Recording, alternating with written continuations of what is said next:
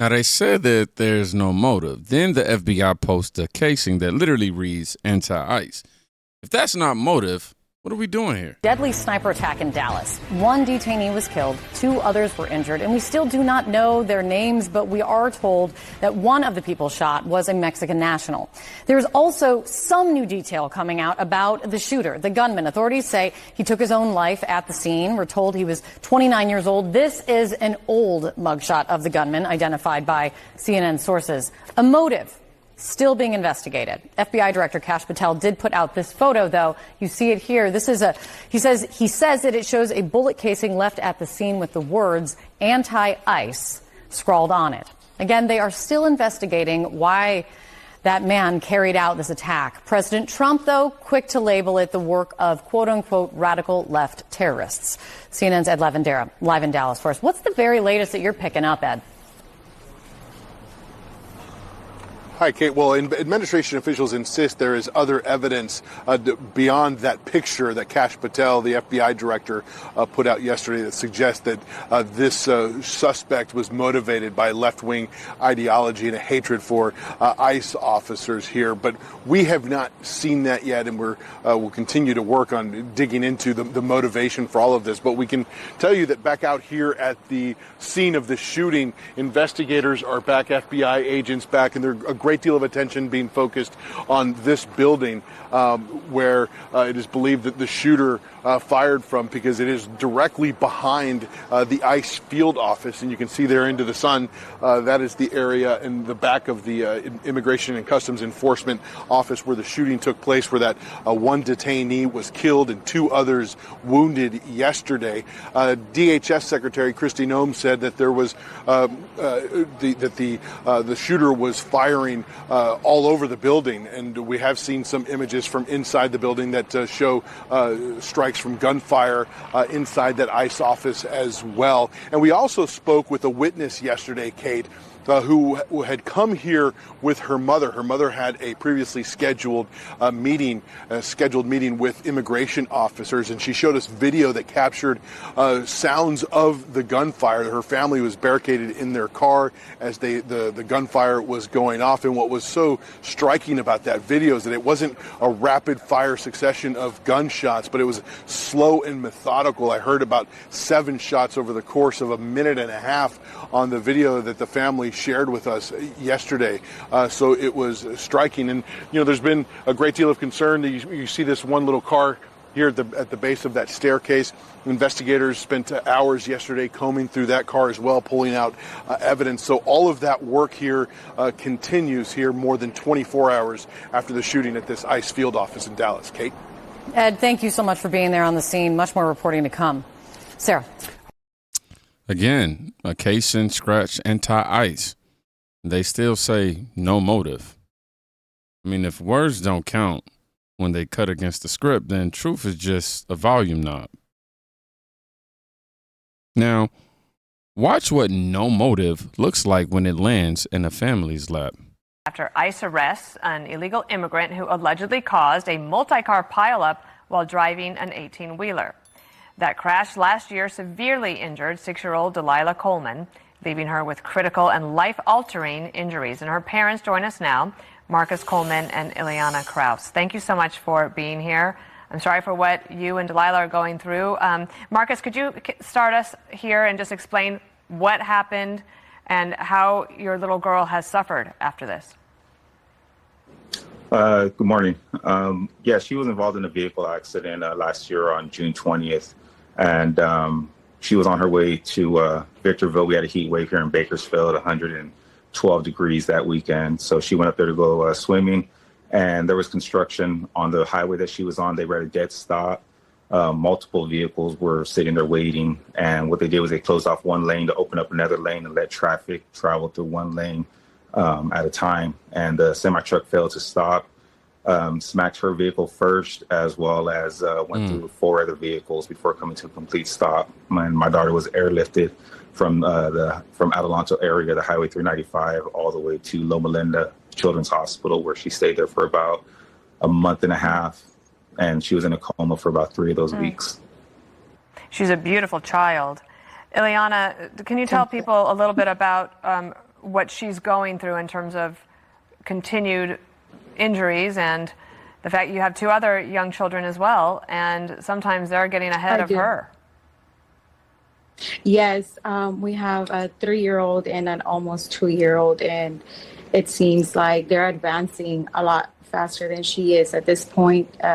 She's receiving physical therapy, occupational therapy, speech therapy. She hasn't said much since the accident, if maybe 2-3 words.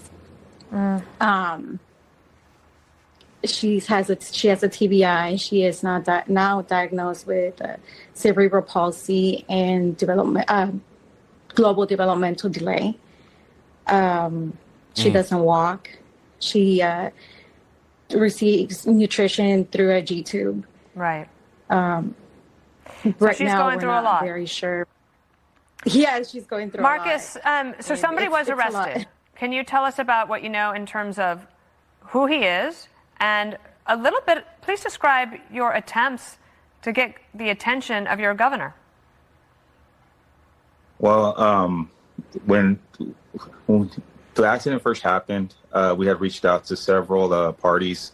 We reached out to the governor's office. I sent them several messages to their office via email. I called over there several times. I didn't get any response or anything like that. Pretty much like anybody inside the situation where we didn't know which way to go, who to complain to, or anything like that. A lot of people were kind of taken back that we were trying to reach out to the governor, like there was anything that he can do. We didn't know what could be done. But the driver was a 19-year-old or 20-year-old at the time. I think he had just turned 20. Here in California, you're allowed to get your Class A license at 18 years old as long as you drive within the state, which me as a truck driver myself, I've been truck driving since 2017. And I've never been on board with, an 18-year-old having a commercial driver license, and for reasons like this right here. But no, we never did receive anything back from the governor. We never received a call back. We never received a governor's going to look into this. We didn't receive anything. Even and a courtesy. I had actually sent them a letter. Nothing at all. Nothing at all. And I sent them a letter to several news agencies, and even outside news agencies didn't want to pick this up. To them, it was, oh, this is, a Southern California issue. Why are you reaching out to us here in Sacramento? And in the letters to them, I stated, I was like, this isn't a shooting in East LA or a hurricane on the coast. This isn't anything. This is a truck driver that drives all over the United States. And this can happen anywhere where there's a road, and I sat there and I kept sending these out, and I didn't get any response. And then all of a sudden, the accident in Florida happened, and I got 3 news agencies that looked me back up and called me just to see if they were related, if the driver of my daughter's accident was the same driver as the accident that happened in Florida. And I was like, oh, no, because the last names were the same. I was like, no, it's not the same guy. And they're like, oh, okay. And then they just dropped the story. Well, we are proud to tell your story. It's really deeply affected me and Bill as we read about it and learned more about it. I admire your strength. I just want to read one thing to everybody here. This is from Christy Nome. She said that this is sadly another example of Gavin Newsom's California Department of Motor Vehicles issuing an illegal alien a commercial driver's license. How many more innocent people must become victims before Gavin Newsom stops playing games with American lives? Ileana, let me give you one more chance to just close us out here. In the time that we have, and you have everyone's attention, what do you want people to know about your sweet daughter? She didn't deserve this. She was a very sweet girl, and she still is. And you could see that light of her still shining through, but we miss who she was. And you need some help. She needs a lot of care. And I know that you're doing a lot of it, but it's not easy to do it all on your own. It's not. He has to take off work so many times throughout the week, just because I don't have the strength to lift up a wheelchair on my own. Yep. Like you stated, I have 2 smaller children, and it's hard. This is not how we imagine life. Well, God bless you. Thank you. And we'll keep your story front and center. Yep. Hope you get an answer from the governor. Thank you. Thank you. Okay, now. Y'all know when it come to babies, I just It rattles my spirit. Policy isn't theoretical. It's surgical. My heart goes out to this family. A license get approved, a truck on the road, now we have a child in rehab. Bureaucracy signed it. A family lives with it. And when the bill arrives, guess who pays first? Thousands of disabled children here in Arizona will be losing some services next week. Governor Katie Hobbs says there's just not enough money to pay for those services. 12 News journalist Craig Harris has details on this spending battle. Craig? Hey, good evening, Mark and Troy. We broke the story last week. Governor Hobbs said that reductions are needed at the Division of Developmental Disabilities, or DDD. It's a move, she said, to save services long term. Parents, they say they were blindsided. During the past 2 years, we've told you Brandy Kuhn's story. She's a Queen Creek mom with a disabled son. She's also executive director of Raising Voices Coalition.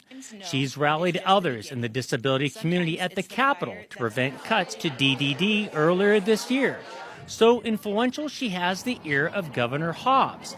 We talked with her again after 12 News found the governor was making new cuts to DDD. We are preparing families for these policies to roll out, and that makes me so sad and heartbroken. Kuhn said thousands of Arizonans would feel reductions for care around the home or for life skills for their kids. The cuts amount to $47 million in savings. That money is needed because of the projected growth for all DDD services. Coons thinks the money to keep the funding going should come from the Empowerment Scholarship Program. Arizona saves $47 million by cutting help for disabled kids. Wall Street Apes wrote Katie Hobbs spent so much money on illegals that they are broke and removing disabled kids from services. Strange compassion is unlimited until it needs a line. If safety and services are optional, mornings at school shouldn't feel like this. This video capturing moments after Metro Police say Tafari McIntosh attacked Officer Bailey Mathers Wednesday morning. Police say Officer Mathers was working a school safety assignment at Una Elementary School. Scotty DeLashschmidt, the president of the Tennessee Fraternal Order of Police, says this type of violence should never happen. It's unacceptable as far as we're concerned. Here's how police say it all started. McIntosh was involved in 3 different hit-and-run crashes, including here at the intersection of Murfreesboro Pike and Ransom Place, all before 8 in the morning. Officers say at that intersection, McIntosh got out of his car through the sunroof and took off. Metro Police say after McIntosh got out of the car, he was seen walking alongside this roadway. And then right here at this car wash is where they say Officer Mathers spotted him and McIntosh began hitting her, so she tased him. Metro Police say that he ended up taking the taser probes out of his body and then began hitting her yet again. The latest statistics from the Tennessee Bureau of Investigation in 2023 show a more than 27% rise in reports of simple assault on officers. We have a lot of people in the state of Tennessee that just think the law doesn't apply to them, and it puts our officers in a position where we have to act, and sometimes they become injured doing their job. Both Officer Mathers and McIntosh were taken to a nearby hospital. McIntosh is charged with felony assault on a police officer, leaving the scene of 3 crashes and DUI. Years overstayed. Overstayed a B2 temporary tourism visa. An officer, 3 clashes. An officer attacked near an elementary school as well. Paperwork isn't, harmless when time turns into access. Yeah, when time turns into access, man. Sorry, y'all. If I'm being completely honest, I'm still taken aback from, that precious baby. However, when the media turns receipts into rumors, some people push back. What is the story with this, and where did it come from? Well, look, as the Justice Department said, I did nothing criminal, I did nothing illegal, I did nothing wrong. And this is a series of hits against me since the beginning of the year. There's been hit pieces about every week. There was a hit piece on my security detail saying I had 31 security detail. I'm wasting millions of dollars. I had about a quarter of that. I think I had 8 security detail at the time. I had a 4-car caravan. I had 2. Another story about I'm helping certain companies with their contracts. Here's what people need to understand.